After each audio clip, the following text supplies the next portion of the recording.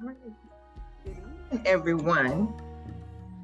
My name is Dr. Devette Johnson, and I would like to welcome you to our It Takes a Village session tonight. I'm excited to be here, and I'm excited to actually learn about the topic that will be presented. But before we get started, I want to introduce to you all our illustrious Vice President, Elaine Johnson, who will bring us greetings.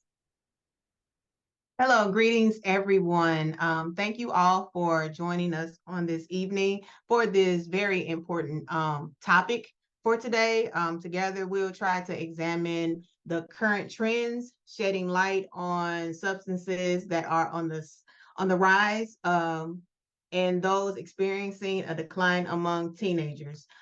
Sometimes we don't know what's going on at school. We don't know what the youth are participating in. But thank you to Jennifer Edwards that will be providing us some insight on what we do not know. So I'm looking forward to the information that she will be providing to us. At the end of this program, we do have a survey that we would like for you guys to fill out. It will be dropped in the chat. Looking forward to the information. Thank you, Jennifer, for joining us. Lizette, I will kick it over to you to introduce Jennifer. You're muted.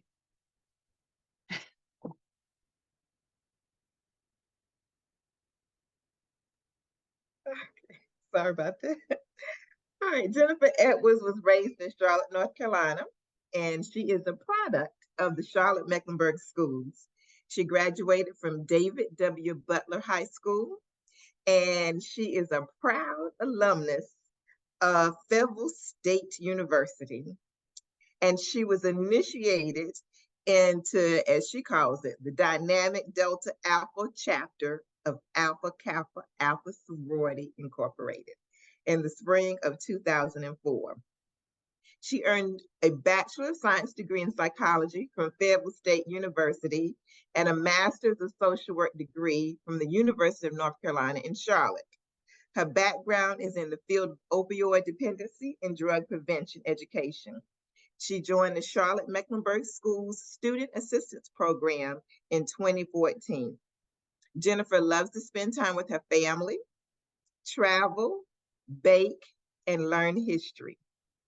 She loves working with all people and being of assistance to them. Her favorite quote or text is, "It is of the Lord's mercies that we are not consumed, because his compassions fail not.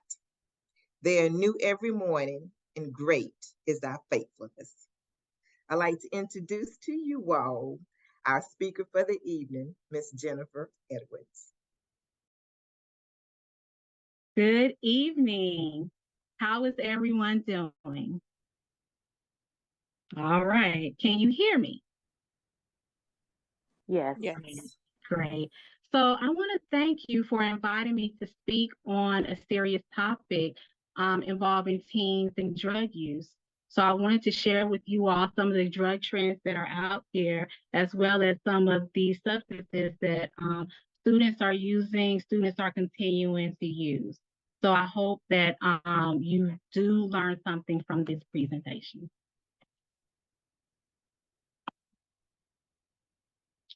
All right. Okay, so just to start, like who I am, I'm a student assistance counselor with the student assistance program within Charlotte-Mecklenburg Schools. And we work and we provide prevention and intervention services for students and families within the district.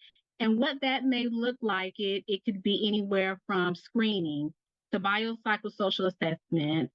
Also, we provide counseling, we provide drug education, we provide group education, we provide group counseling. We may provide classroom education, parent night, something similar to this, staff training, and psycho education, as well.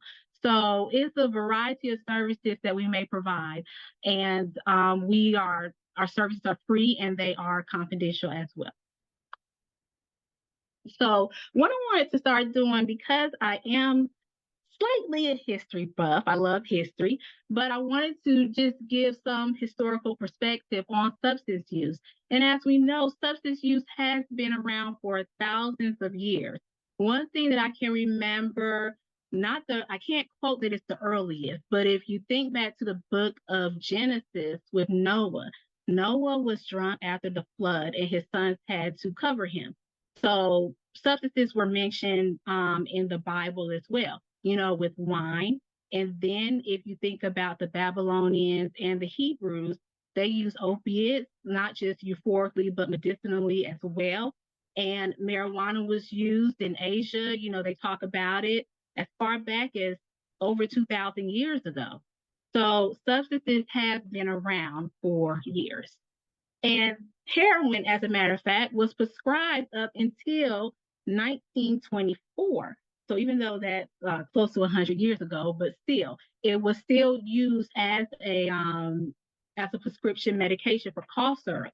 But the trend with opiates, as we know, is that they are known to be very addictive, and so they stopped prescribing it to individuals around that time. So what I wanted to do is just cover just briefly some statistics. I'm not going to read all of these statistics, but I wanted to cover some statistics regarding substances and the youth. So the two surveys that were completed, one was completed by SAMHSA, which is a great website to look at if you want to know about substance abuse and mental health in our country. This is a great resource. And it's called the National Survey of Drug Use and Health, and also the Monitoring the Future survey as well. And so what they found, just to summarize it, is that regarding adolescents, the main drugs of choice are cannabis products, alcohol, and nicotine vape products. So those have remained somewhat constant, that those are the ones that most teenagers will use. And what they also found was that narcotics other than heroin, it did increase slightly between 2021 and 2022.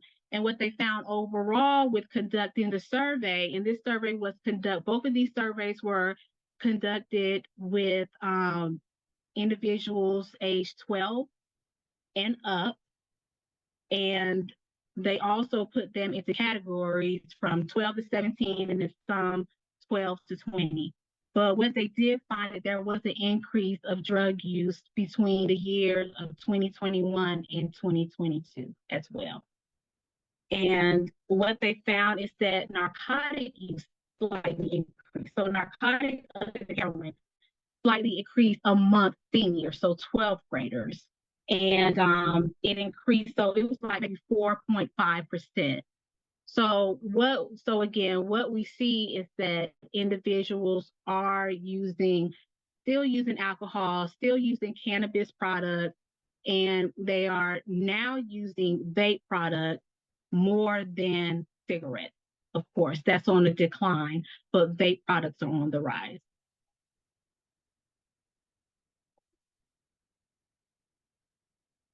Okay. For some reason it is not clicking. Let's see. Okay, here we go. And so back to this with fentanyl. I'm going to talk a little bit about fentanyl at the end. But one thing that they found is that in 2022, people aged 12 or older, 991,000 of the individuals that were surveyed did report misuse of prescription fentanyl or illegally made fentanyl. And what the other survey found was that fentanyl is not on the rise amongst young people, but what is on the rise is that it's more fatal overdoses that are happening amongst young people with fentanyl, with using fentanyl. So though it may not be on the rise, the amount of overdoses are on the rise, and it's becoming more dangerous because they are mixing them with different substances.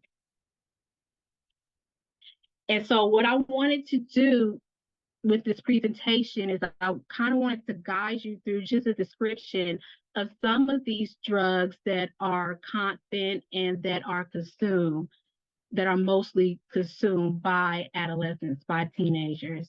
And then I was going to talk about vapes as well, and then end with fentanyl and a few other drugs that I don't have on the slide, but I just wanted you to be aware of those as well. And so what we found is that what most teenagers have tried is alcohol. And whether or not they use it on a regular basis or they have just taken a few sips, that is the substance that is mainly consumed. And so with that being said, we know alcohol is a mind mood altering substance. It is a drug. It is a drug, but it's described really is set apart for the most part from other drugs. Why? I've always tried to figure that out, but it may have to do something with the stigma of other drugs as opposed to alcohol. But again, it may cause high blood pressure. It could cause stroke. It could cause increase in depression and anxiety. What we do know is that one of the trends we're seeing with youth is that they are using seltzers. They're mixing it with seltzers and Smirnoff Ice or other, wine coolers or refreshers, and they're calling it alcohol. Okay, and then another common drink that they are drinking is Buzz Balls as well.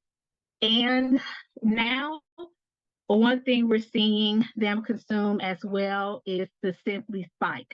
We all love us some Simply Lemonade products, okay? They taste really good. So if you add Simply Spike, you may get party started. And so a lot of students, we're finding if they have tried alcohol, they have tried that before. One thing I do want to say with alcohol is that what makes it dangerous, not only with individuals who operate heavy machinery or may, get in a car and may drive under the influence. We know that is dangerous as well. But sometimes what teens may do is they may go out, be in social settings, and they may mix that. They may not only just use alcohol. Now, remember, they may, smoke some weed with it, they may pop some pills with it as well. So what we do know is that alcohol is not usually just consumed by itself when teens are out in social settings or when they are, at parties. So also with that being said, we know that alcohol with our doctors, and if we're prescribed medication, they always tell us, do not mix alcohol with another with your medication, because that could cause overdose, that could cause, bring on withdrawal symptoms. It could cause different side effects that could potentially be dangerous. And so those are some things with alcohol that we have to be mindful of and careful of with our students. They are still using it, they're still trying it, they're still partaking in it. And one last thing with alcohol and teens, which I would get into regarding how teenagers do become addicted, they have a higher chance of becoming addicted as opposed to adults, is that they are more likely to binge drink. And so with that being said, binge drinking is where you consume a lot of alcohol within one sitting. And then they're also known to progress to being heavy drinkers as well. Whereas it's not that you're consuming a lot in one setting, you may be consuming like 8 to 10 drinks, during the week. So for them, that would be considered heavy drinkers. So again, alcohol is one of those substances that even though it is legal and it is consumed by the majority, it is something that under the age of 21, it can cause serious side effects and can damage their body and brains in ways that is very harmful. So let me move on. So the next substance I'm just going to briefly talk about before I get into the vape, along with marijuana, but I want to cover nicotine as well. So nicotine is another chemical that we do know is on the rise, but not in cigarettes. It's on the rise with vape, and it continues to be on the rise. So nicotine, it does come from the tobacco plant. We are North Carolinians, and so we know a little bit about tobacco. We see it grown in the fields. It's even described in the basketball rivalries, between Wake Forest, Duke, UNC, and NC State. They say tobacco road rivalries. This was a cash crop as well here in the state of North Carolina. And so nicotine actually, it is a natural chemical that is found in a tobacco plant, and it is used to manufacture in different products. Those products include, of course, cigarettes. Those products may include cigars. Those products also include vape. They extract the nicotine from the tobacco plant and manufacture it into the vape liquid. And what we do know is that nicotine is very addictive. I always say that nicotine is one of the most addictive drugs that is out here. You ask the individual who smokes cigarettes and they continue to smoke, have they been successful in stopping? Many have tried, many have not been successful in quitting the cigarette use, and it is because of the nicotine. What we do know is that it does increase your heart rate, increases your blood pressure, and it increases your breathing as well. This I wanted to basically, it's a slide that Caron Treatment Center shared regarding the cycle of nicotine addiction. But I want to relate this to addiction in general and just really talk about how one may become addicted, how a teenager may become addicted to substances. So at their age, their brain is amazing. Their brain is very sharp. They can learn different things very quickly. You see how they picked up on TikTok challenges very quickly, okay? I don't really even fool with them like that. But, but they pick up on things very quickly. They learn things very quickly. Their memory is very sharp. That is by design. That is what their brain is supposed to do at that age. However, they do learn good and bad habits very quickly, because of how their brain is functioning and how their brain is developing at that age. And so I just want you to think about this.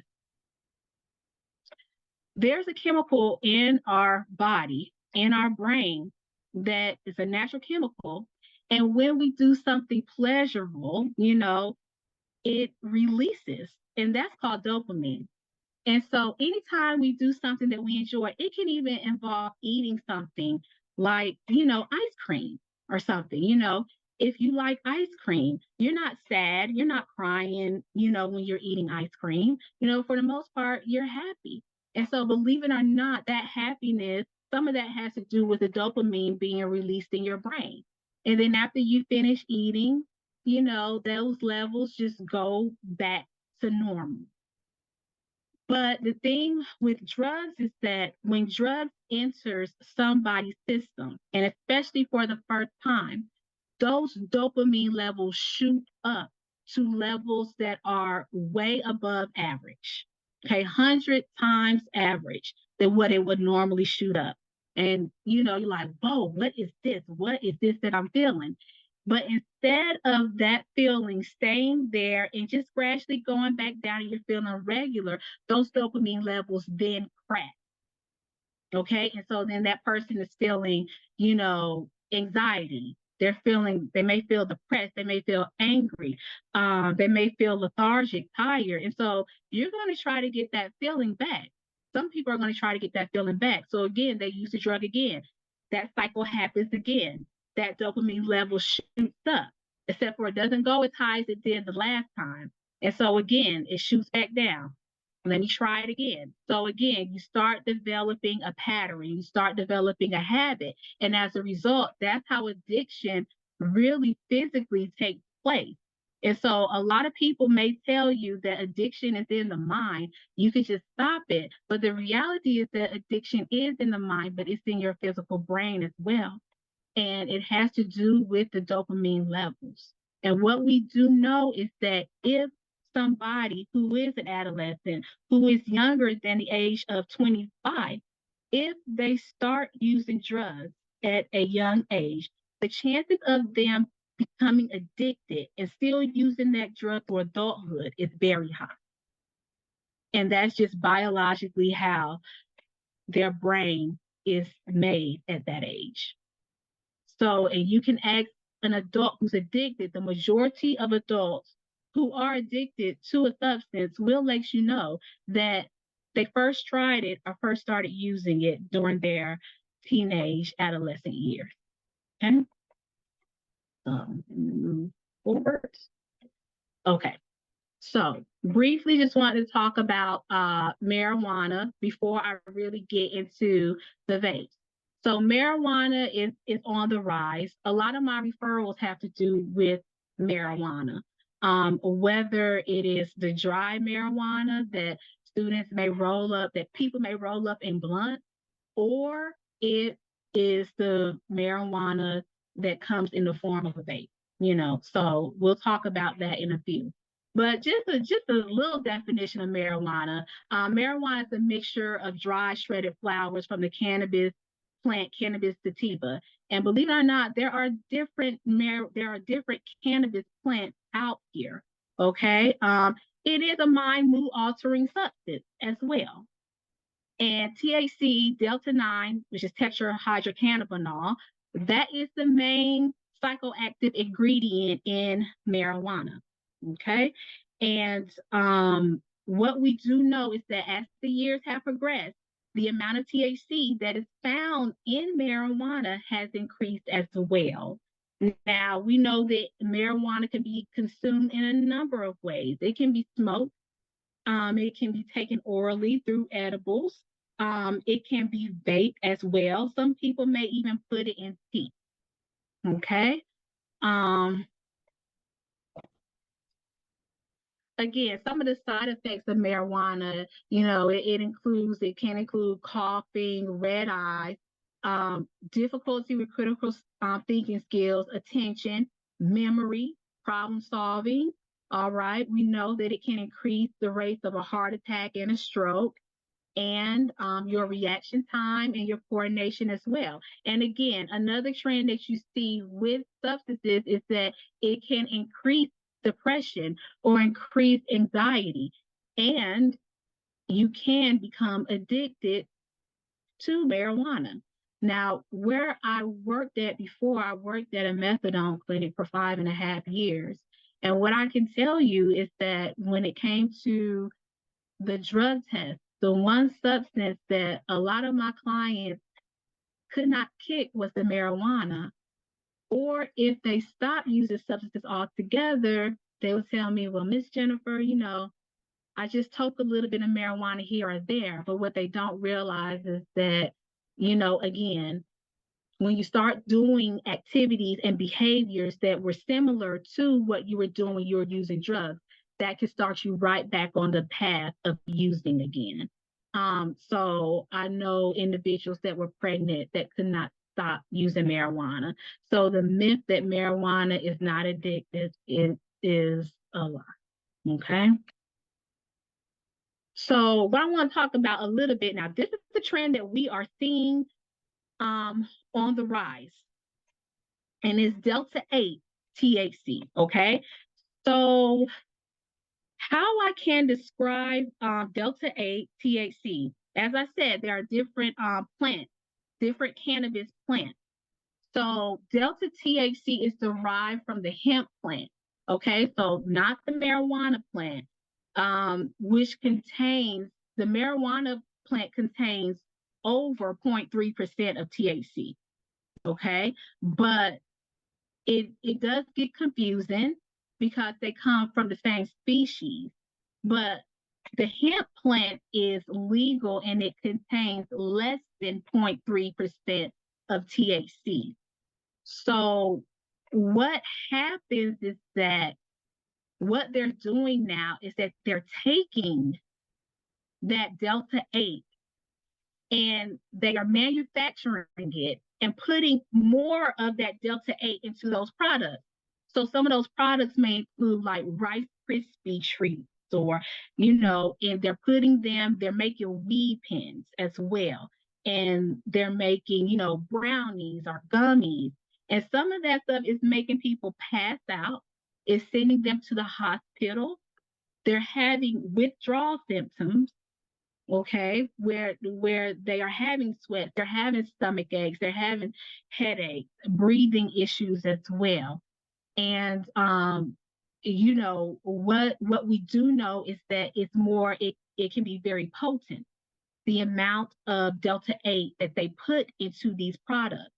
And so the FDA has not approved these and has not, evaluated them. They are evaluating them, but what we do know is that there have been numerous reports of different side effects, adverse events that with products that contain Delta 8. All right, and so it has psychoactive and intoxicating effects. And so they sometimes involve other chemicals in it as well. And that's the thing with marijuana too. Sometimes there are other chemicals that are mixed into marijuana. And what we do know with just Delta 8 and marijuana is that, again, the potency is higher. It's much higher than what it has been before. So whereas it may have been like 15% THC in marijuana, now it could be anywhere from 40 to 80% THC in marijuana. Okay. And so just to let you know, Delta 8 is something that they do market. You will see it sometimes in some of these vape shops as well. And again, you cannot be under the age of 21 and buy these products, but and buy these vapes, I would say. But what we do know is that they are taking the Delta 8, manufacturing it and putting more of it into the product to make it more potent for individuals to consume.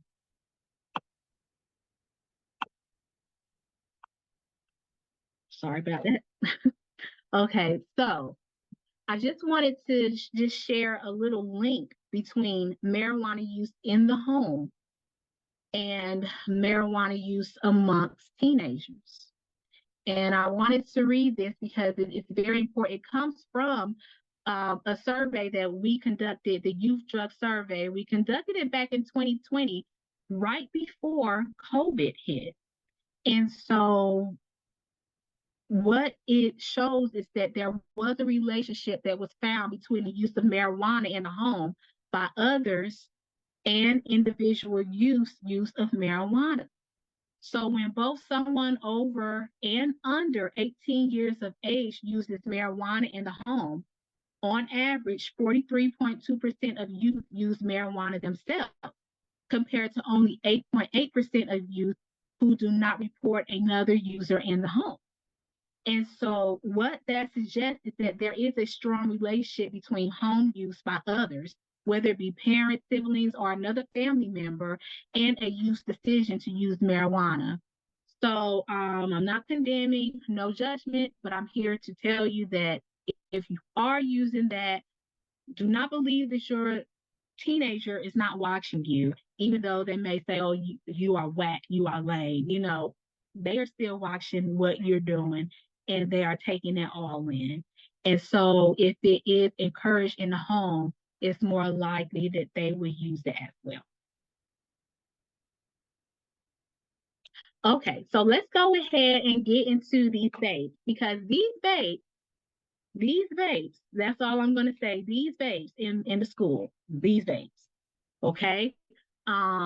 These are vapes are on the rise. So whereas we know that cigarette use, nicotine use is still here, but whereas cigarette use has gone down significantly, what has risen significantly is vape. Okay.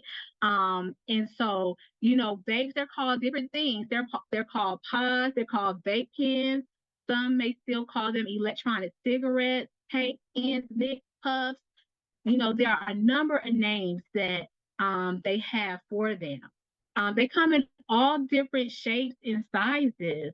As you see at the top, one may look like a cigarette, or one may look like a pen. That one may look like a flash drive, a USB flash drive that you use it to store different documents. And then one, may look like a phone, electronic device, a marker, a highlighter. They come in different shapes and sizes. I'm going to show you several of them.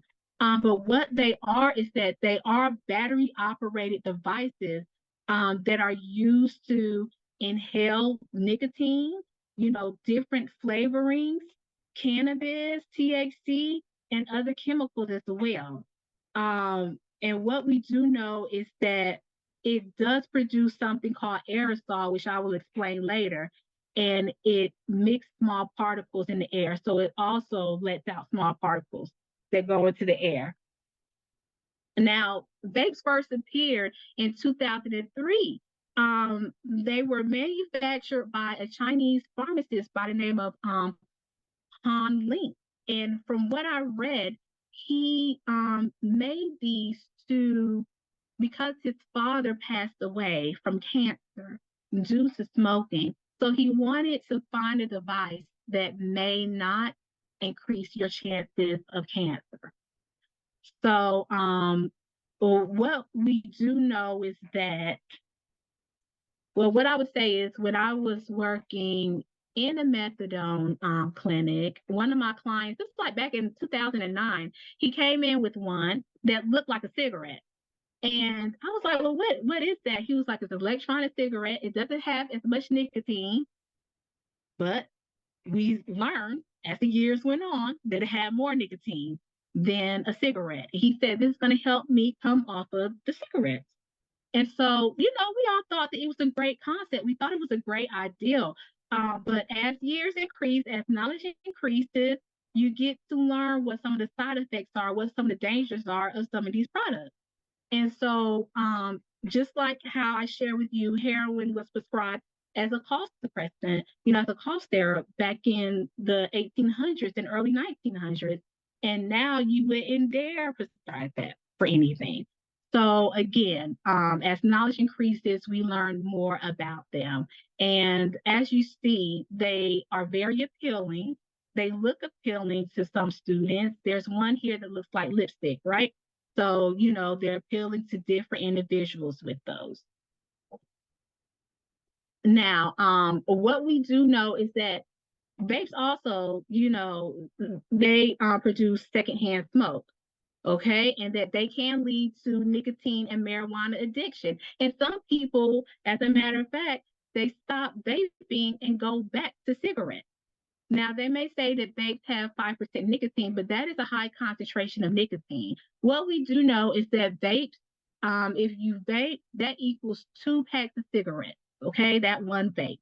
And so what we do know is that, some of these vapes have caught fire as well. Again, we still do not know all of the consequences of vaping. Even though it has been 20 years since they have been on the market, we're still learning about some of the long-term health effects of it.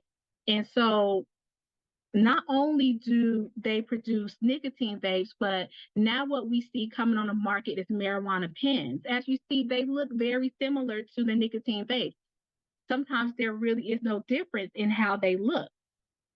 And so marijuana concentrates, they're highly potent THC concentrated mass. So it's a lot of THC sometimes in that oil. They extract the oil from the marijuana.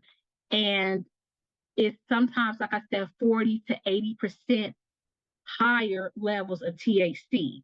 And so some of these weed pens that you may see out there, there are different types. There are dry herb weed pens where you can put the dry herb in, and then there are disposable ones, which are the most popular ones that people use.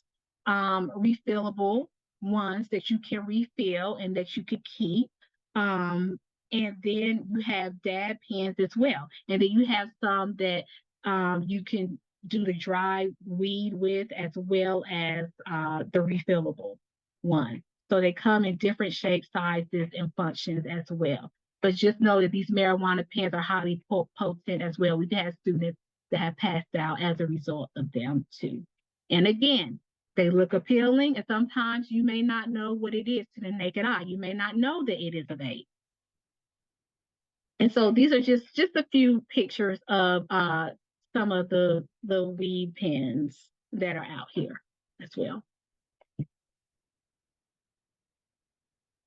And just to note that, you know, marijuana and THC and nicotine, they are not the only substances now that people are putting in vapes. What we do know is that there have been fentanyl laced vapes as well. So sometimes we do not know all of the substances that are found in the vapes that people are selling or even giving. And one thing is that sometimes adults, they will go into the store and purchase those vapes for students. And some students have been known to sell them as well at school. And so what we do to know is that, again, some of the common side effects, I talk to my students about this all the time. And even with my little elementary school babies, okay, you have to ask them, do you like coughing? You know, they're like, no, I don't like coughing. Well, do you like to have a sore throat, a dry mouth? Do you like headaches? You know, those are some of the side effects that happen as a result of vaping. And what we do know is that with these ingredients that are found in vape, they are harmful to your gut as well as to your lungs, which I'll talk further about. And again, we're still learning about some of the long-term health side effects from these devices. Now, I want to just talk a little bit about the liquid, the flavor liquid, because they smell good. And you're like, what is that smell? It smells like raspberry, it smells like cherries, you know, it smells like watermelon, raspberry lemonade, whatever. But what we do know is that that is not what's in there. You know, it's a mix of chemicals that is used to mimic the smell of them. And there are hundreds of e-cigarette flavors out here, hundreds of them. And in those chemicals, you know, it may be nicotine, THC, it could be fentanyl, okay? What we do know is that children and adults have been poisoned by consuming just the raw liquid. And so if you think about all the chemicals that are found in there, and when you do heat the vape up, guess what? It creates more chemicals. So again, if you can't drink it, if you can't drink that liquid because it can even burn the inside of your mouth, your throat, you know, your lungs, just think about what it is doing when it's heated up. All right. And so the smoke in the vapes, again, the smoke that comes out of the vapes is not a mist. It's not a mist that comes out of it. It's something called aerosol. And what aerosol basically is a bunch of chemicals that comes out in the form of a spray. Now, you may have seen on some of your hairspray, some of your air fresheners where it would say aerosol free. That's kind of like the same consistency that is coming out of these vapes. So it's not necessary, so it's not water mist, you know, it's not what comes out of a humidifier. It is a bunch of chemicals, and there are more chemicals that are created. And so what we do know is that it does harm the ozone layer as well. The aerosol that is found in the vapes. So just know that the mist, the smoke that comes out of it, it really is a bunch of chemicals, and it's not something that is harmless, water vapor. Also with the vapes, the metal. There has been metal that has been found in them. Of course, some of these products are metal. But what we do know is heavy metals like nickel, tin, and lead, tiny particles of it, they are found in the vapes, and they are known to penetrate your lungs as well. Some of these chemicals, of course, are carcinogens that are known chemicals that cause cancer. Okay, so benzene is one of these chemicals that is found in that vape smoke as well. Okay, and then another one, if you look closely, you would see formaldehyde. Okay, so formaldehyde is another chemical that is found in vape smoke. And what we know about formaldehyde is that it's used to preserve dead things, whether it's animals or humans. It's used to preserve those bodies. And so it's not made for human consumption, but that is one of the chemicals that is found in a vape. So again, what we do know is that it affects your brain, which continues to develop until the age of 25. Okay, and beyond. So it affects the brain. It can cause addiction and dependency, and it can, instead of you getting off of the vape, guess what? You may get back on cigarettes, or you may continue to vape more than you use cigarettes. It impacts your learning, your memory, your concentration. It can worsen the symptoms. Here's that same thing, that same concept. Drugs can worsen your symptoms of depression and anxiety.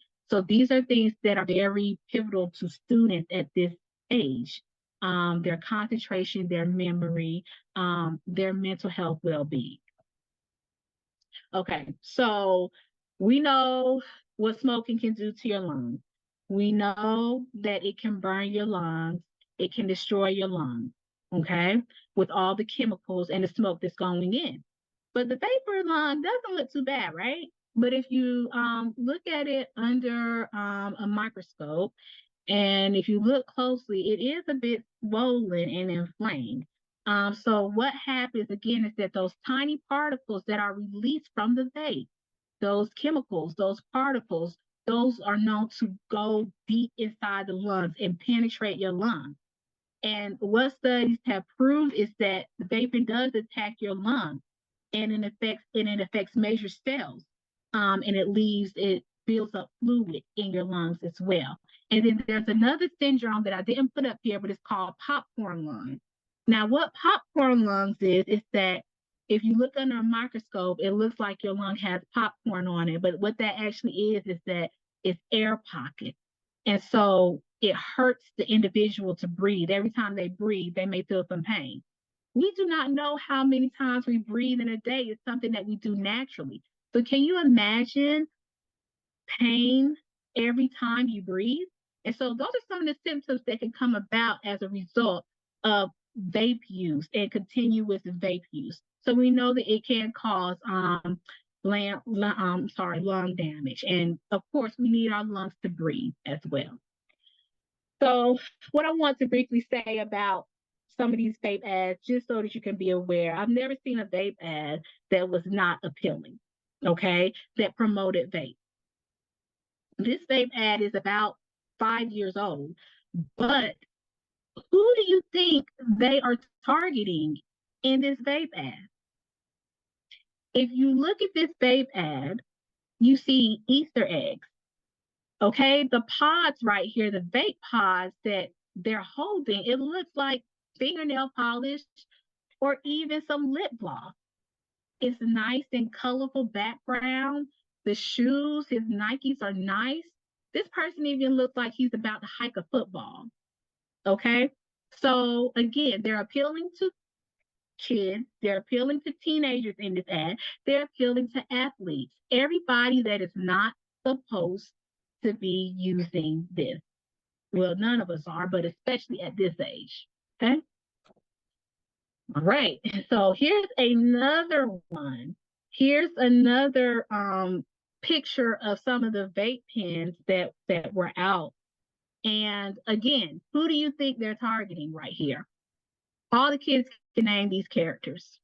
Okay. These superheroes, these Sesame Sesame Street characters. Lord have mercy. But everybody can name these.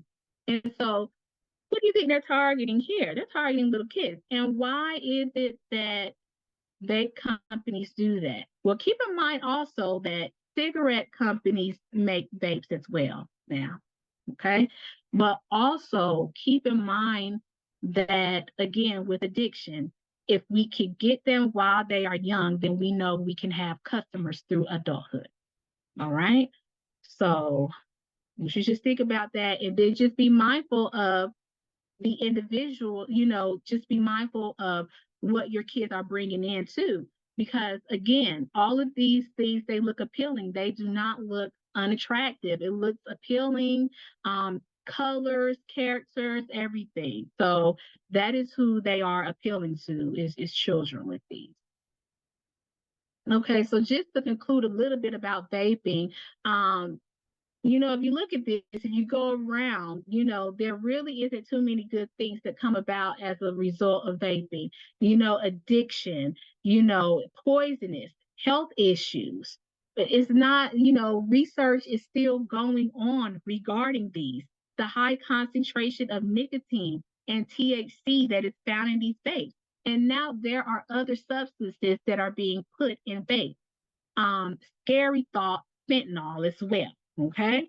So I'm just going to, I'm almost done, but I'm going to talk a little bit about prescription drugs because that has become a trend in fentanyl as well. And so, prescription drugs, that's a medication. It's a medication used to treat a condition in the human body. Now, it's legally dispensed from a pharmacy. And prescription medication is usually very strong. And prescription misuse has been around for years, believe it or not, 40, 50, 60, it's been around for years. Again, going back to heroin, that was abused to the point where it was taken off, the market as medication. And so all of these medications, if misused, can potentially lead to overdose or even death and addiction. So there are 4 categories of prescription medication. Okay, your opioids, of course, those are your pain medications. Some of those are hydrocodones, oxycodone, codeine, morphine, fentanyl. Then you have your stimulants, which are used to treat ADD, ADHD. Some of the brands are Adderall and Ritalin. Steroids, I would say, are on the decline. So you don't see a lot of misuse with steroids in teenagers as much as you saw it, back in the 90s and the early 2000s. And then also depressants. So you have like your benzodiazepines, which help stabilize your mood, help you sleep. Some of those are Valiums, Xanaxes. We're seeing Xanax bars. We've been seeing the Xanax bars. We're seeing the oxycodones. We're seeing the hydrocodones in the schools as well. One thing that I could say, like working in the methadone clinic, is that if you mix opioids and benzodiazepines together, so for example, if you mix a Xanax with a hydrocodone, you could overdose. So mixing those two is very dangerous. Slow down your heart rate, slow down your blood pressure. Again, you can overdose from those two being mixed together. And so what we do see is that we do see some students even selling their medication. So selling their Adderall, selling their Ritalin, or we also see now individuals lacing fentanyl with these pills and selling them, thus, causing overdose, or with some people even causing death. We did have 2 deaths related to fentanyl over the summer in the Charlotte area, which is unfortunate. But, there was 2 teenagers that passed away as a result of fentanyl use over the summer. Okay, so there's one that I have to talk about because again, what we are seeing is that people are overdosing from small amounts of it. I do ask my students about it when I do a screening, when I do an assessment regarding fentanyl, and I even ask them, do you know anybody who's tried it? Do you know that they are lacing these drugs that they're lacing these prescription medications with fentanyl? And a lot of them know. A lot of them have not tried it. I haven't had one yet that has said that they have tried it. I have had a few that say that they do know somebody who has tried it before or have purchased a pill but did not know that it was laced. Okay. So fentanyl is two categories that comes in. Okay. So fentanyl, it is a potent Schedule II synthetic opioid. And so Schedule II drugs are highly addictive, have the potential to be highly addictive, but they do have medicinal use as well, and they are prescribed. So that's what makes fentanyl a Schedule II, as opposed to some other drugs that are a Schedule I. Um, it's, it's prescribed for pain relief and for chronic pain relief, and it is more potent. It's 100 times more potent than morphine, and 50 times more potent than heroin. Okay, and so fentanyl, again, some people abuse it because it has the feelings of relaxation, euphoria, pain relief. It may sedate as well. But then some of the other side effects are confusion, drowsiness, nausea, vomiting. Again, it's an opioid, so those are the side effects that you would see with opioids, and respiratory depression. So medical fentanyl is prescribed as lozenges, nasal spray, transdermal patches. So some people use the fentanyl patch.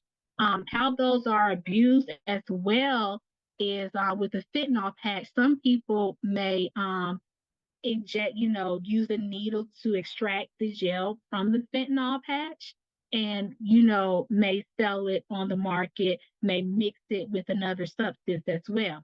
Or what they may do is that they may freeze it. They may freeze the fentanyl patch and then cut it into like three pieces and not three pieces, but into pieces and like put it on their tongue, believe it or not. So I'm not saying that that is what the teenagers are doing because the majority of them are not out here using fentanyl, but there have been a few that have.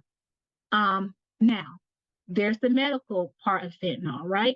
But then now what we're seeing is that there is illicit fentanyl that is being manufactured. And that is more potent than the fentanyl that is produced for medication. And so what we're seeing is that it can be sold alone, or like an example, like this is fake fentanyl. As a matter of fact, I don't have a picture up of any medical fentanyl, but this is fake fentanyl that well, not fake, illegal fentanyl that's made in the powder form. And then sometimes they may manufacture them to look like pills. Okay, so some people may take the pills unknowingly, and then look at the different colors of it. Again, it looks like Smarties or Sweethearts. So they appeal to a age group as well with that. And what we do know is that they mimic like the pharmaceutical drugs, like oxycodone. And so they are selling them on, illegally on the market. And what we know is that sometimes, again, they could be sold alone, or again, they can be mixed with other substances. A fatal amount, if you look at that penny, and you will see the amount beside the penny that can be fatal for somebody to use. Okay, and so some of the overdose signs may include like cold, clammy skin, a coma, changes in your skin color, okay, and respiratory failure leading to death. And your eyes, your pupils, your eye pupils as well change. I did want to just briefly just say a little bit about shrooms, okay? So psychedelic mushrooms. I know they've been around since the 60s, the 70s, 50s, 60s, 70s, but believe it or not, there have been students that have reported using them. I don't have it on the slide, but I thought that it was important that I mention mushrooms, or what they would call shrooms, because those have been known to have been used. You know, some of that is extracted, some of that can be put in the vape as well. And the issue that we're seeing now is that, you know, of course, that makes you have, that may make somebody hallucinate and, you know, go on this wonderful mental trip. But what we're seeing is that people are not returning from that wonderful mental trip. They're stuck there. And so it has caused plenty of issues. And again, some people are using them, some teens are using it at parties. You know, they're consuming it at parties. So again, alcohol, marijuana, vape, shrooms, all that stuff can be consumed at these parties. And they're putting them in things like gummy bears as well, and chocolate as well. So that is something to look out for too. Ask your students about that. And so one thing that I did want to say, I wanted to leave you with, is just tips on how you could talk to your child about it and to deal with the peer pressure of drugs, because we know that that is something that they deal with on a regular basis. And so again, communication is the key. Talk to them and let them talk to you about it. You know, ask them about it. Well, what is it that you know? You'll be surprised what they know. You know, I'm learning things every day, but and then some of the things out there I'm learning because they are telling me. And, you know, they are the ones that would know. They would know. They know who the plug is. You know, now they call it, you know, when I was growing up, it was slanging drugs, you know, but now it's plug, you know, let me go to my plug and, get some weed or whatever. So talk to your kids, you know, ask them about it. Let them tell you about some of the things that are out there. Trust, they'll let you know. Um, Encourage drug-free behavior, continue to be a good listener, continue to get to know your child's friends and their parents. Okay. Um, Monitor your child's whereabouts and, you know, supervise their activities. Monitor your child's medications and try not to leave any medications out. You know, have of them in a locked box, because that's how students do get access to a lot of these medications, where they may use it or they may even, try to distribute them. Do not leave them out. Do not leave the medication out.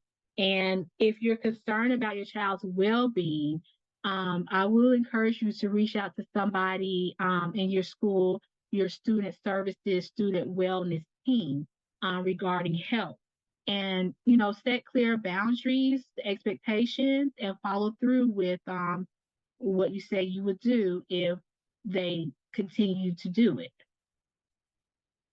Now, this concept I always go back to, because there really is nothing new under the sun. You know, it's just different devices that are used to do some of the same things.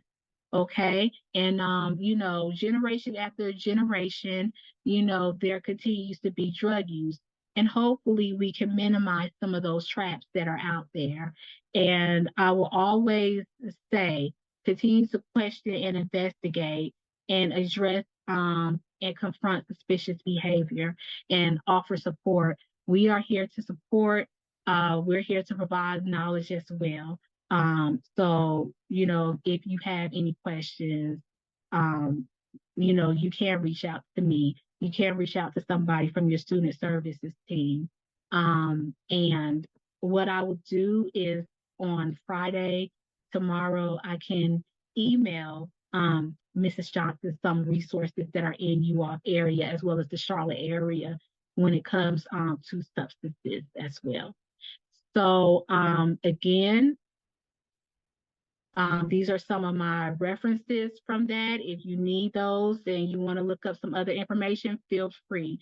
But I just want to thank you all for having me and for letting me share with you some of the drug trends that are out now. And Wow. that concludes. Wow. Thank you, Jennifer. This has You're been welcome. very informative, to say the least. So I don't have children. I have a lot of nieces and nephews. Same here. And then I coach, do a lot of mentoring. So the keys to knowing what to look for, it's different now than years before. So thank you for all of this information. I would like to pause for a moment to see if anyone has any questions that they would like to ask you. And I Question.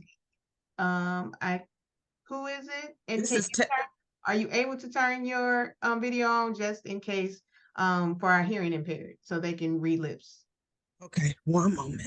Okay. Okay. Judgment. And if you can't, that's fine. Okay. Can you see me? Hear me? Yes, we can hear you. I can hear you. Okay. So I do have a question.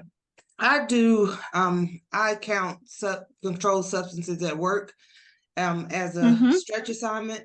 And I saw fentanyl for the first time the other day, and it was in the liquid form, little small tube liquid form. So most of the time when we see it, it's powder. Is it cooked or is it sprinkled?